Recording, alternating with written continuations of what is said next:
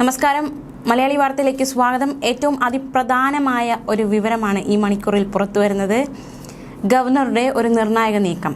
പരിഗണനയിലുണ്ടായിരുന്ന മുഴുവൻ ബില്ലുകളിലും ഗവർണർ ഒപ്പിട്ടത് ഭൂപതിവ് ഭേദഗതി ബില്ലടക്കം 5 ബില്ലുകളിലാണ്.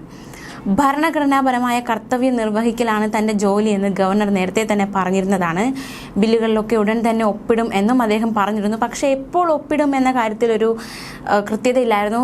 വോട്ടെടുപ്പ് കഴിഞ്ഞ പിറ്റേ ദിവസം തന്നെ എല്ലാ ബില്ലുകളിലും ഗവർണർ ഒപ്പിട്ടിരിക്കുന്നു എന്നതാണ് ഏറ്റവും ശ്രദ്ധേയമായ കാര്യം.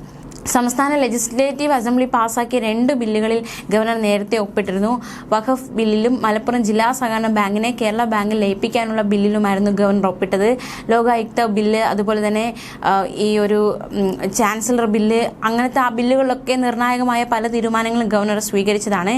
ഇപ്പോൾ ഇതാ ഭൂപതിവ് നിയമ ഭേദഗതി ഉൾപ്പെടെ 5 ബില്ലുകളിൽ കൂടി ഗവർണർ ഒപ്പിട്ടിരിക്കുകയാണ്. ഈ ഭൂപതിവ് നിയമ ഭേദഗതി ബില്ലുമായി ബന്ധപ്പെട്ട് വലിയ രീതിയിലുള്ള പ്രതിഷേധമൊക്കെ LDF ഉയർത്തിയതാണ്. തീർച്ചയായിട്ടും ഇത് വോട്ടെടുപ്പിന് മുന്നേ ഒപ്പിട്ടിരുന്നുവെങ്കിൽ തീർച്ചയായിട്ടും ഇതിന്റെ ഒരു ഗുണം LDFന് കിട്ടുമായിരുന്നു.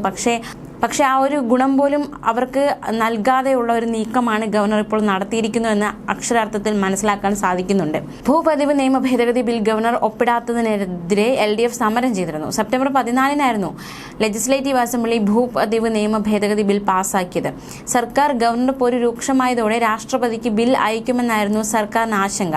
എന്നാൽ ഇതുണ്ടായില്ല. ലോക്സഭാ തെരഞ്ഞെടുപ്പിന് മുമ്പ് ബിൽ നിയമമായിരുന്നെങ്കിൽ പ്രയോജനം സർക്കാരിനും LDFനും കിട്ടുമായിരുന്നു. ഇതാണ് ഗവർണർക്കെതിരെ പ്രത്യക്ഷ സമരം നടത്താൻ LDFനെ പ്രേരിപ്പിച്ചത്. എന്നാൽ ഇപ്പോൾ ഇതാ തെരഞ്ഞെടുപ്പ് കഴിഞ്ഞയുടൻ ഗവർണർ അതിൽ ഒപ്പിട്ടിരിക്കുകയാണ്. അത്തരത്തിലൊരു നീക്കം നടത്തിയിരിക്കുകയാണ്. ഭൂമിയുടെ വിനിയോഗം കൃഷിക്കും വീടിനും മാത്രം എന്നത് തിരുത്തിയതാണ് പ്രധാന ഭേദഗതി. പതിച്ചുകൊടുത്ത ഭൂമിയിലെ നിലവിലെ നിർമ്മാണങ്ങൾ ക്രമവൽക്കരിക്കാനുള്ള അധികാരം സർക്കാരിനാകും. 1960 പട്ടം താണുപിള്ള സർക്കാരിന്റെ കാലത്ത് റവന്യൂ ഭൂമി പതിച്ചു നൽകുന്നതിനായി കൊണ്ടുവന്നതാണ് ഭൂപതിവ് നിയമം. പുതിയ ഭേദഗതിയിലൂടെ ഭൂമിയുടെ വിനിയോഗം കൃഷിക്കും വീടിനും മാത്രമെന്നത് തിരുത്തി. പട്ടയ ഭൂമിയിലെ ക്രമവിരുദ്ധ നിർമ്മിതികൾ ക്രമവൽക്കരിക്കുന്നതിനും കാർഷികേതര പ്രവർത്തനങ്ങൾക്ക് സർക്കാരിന് അധികാരം നൽകുന്നതുമാണ് ഭേദഗതി. പട്ടയ ഭൂമിയിലെ റിസോർട്ട് നിർമ്മാണം, പാർട്ടി ഓഫീസ് നിർമ്മാണം, വാണിജ്യ മന്ദിരങ്ങൾ എല്ലാത്തിനും ആനുകൂല്യം കിട്ടും. നിയമത്തിന്റെ ഭാഗമായുള്ള ചട്ടം രൂപീകരിക്കുന്നതോടെയാകും സാധുത കിട്ടുക.